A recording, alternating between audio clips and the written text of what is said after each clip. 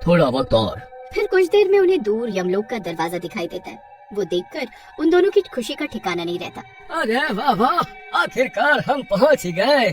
अब सबसे पहले मैं अपने कमरे में जाकर नहाऊंगा और फिर बहुत सारा खाना खाऊंगा। अरे यमदूत जी, यमलोक में स्विमिंग पूल भी है क्या? अरे मूर्ख इंसान, ये कोई होटल नहीं है, यह यमलोक है। यहाँ सबके पापों का हिसाब होता है। तुम दोनों अब ये सोचो कि तुमने क्या क्या पाप किए हैं, क्योंकि यहाँ हर पाप की अलग सजा मिलती है। अरे मर गए रे। अरे कालू भाई, हम दोनों ने तो कोई पुण्य नहीं किया है भाई, अब हमारा क्या होगा? अरे मुझे लगता है हमारी शामत आनी तय है भाई। फिर यमदूत उन्हें यमलोक के अंदर ले जाते हैं। वहाँ एक बहुत बड़ी सी कढ़ाई होती है, उसके नीचे आग चल रही होती है। अरे शामू भाई, अरे वो देख, कढ़ाई लगाई हुई है, लगता है समोसे तल रहे हैं। अरे आज के रात के खाने का प्रोग्राम चालू है। तभी उन्हें लोगों के चीखने चिल्लाने की आवाज आने लगती है। अरे बेवकूफ कालू, अरे इस कढ़ाई में समोसे नहीं, इंसानों को तल रहे हैं। अरे अब हमारा क्या होगा भाई? मुझे तो बहुत डर लग रहा है। मैंने हलवाई की दुकान से खूब समोसे चुरा चुरा कर खाए हैं, कहीं इसकी सजा ये तो नहीं है। फिर कालू और शामू कांपने लगते हैं। चारों तरफ से चीख पुकार सुनाई दे रही है, चारों तरफ धुआं होता है। अरे शामू भाई, अरे हमने खूब पाप किए हैं भाई। याद है कितनी बकरियां चुरा चुरा कर बेची हैं और कितने लोगों का पैसा खा गए हैं। उन सब का हिसाब आज ही होगा भाई। अरे मर गए रे। अरे मालिक, अरे हमसे गलती हो गई, हमें माफ कर दो।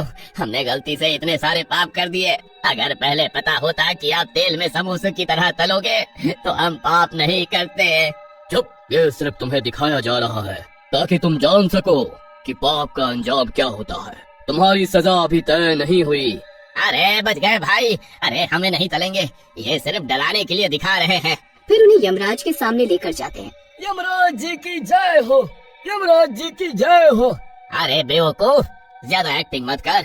अगर यमराज जी को पता चल गया ना कि तू नाटक कर रहा है तो शामत आ जाएगी।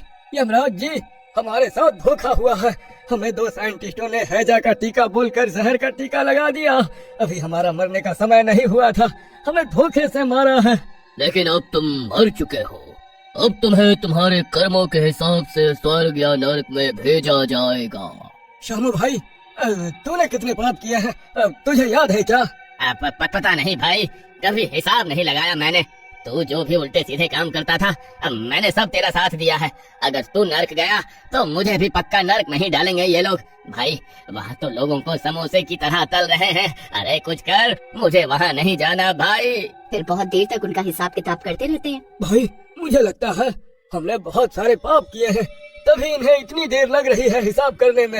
वहीं दूसरी तरफ पृथ्वी पर जब कालू बहुत दिनों तक अपने घर नहीं लौटता तो उसकी पत्नी पूरे गांव में उसकी तलाश करती है, लेकिन कुछ पता नहीं चलता। मुझे लगता है एक बार हमें जंगल की ओर जाकर भी तलाश करना चाहिए, क्या पता वहाँ कोई सुराग मिल जाए। फिर सीमा और कुछ लोग मिलकर जंगल में जाते हैं। वहाँ उन्हें उन साइंटिस्ट का कैंप दिखाई देता है। फिर वो लोग कैंप के अंदर जाते हैं।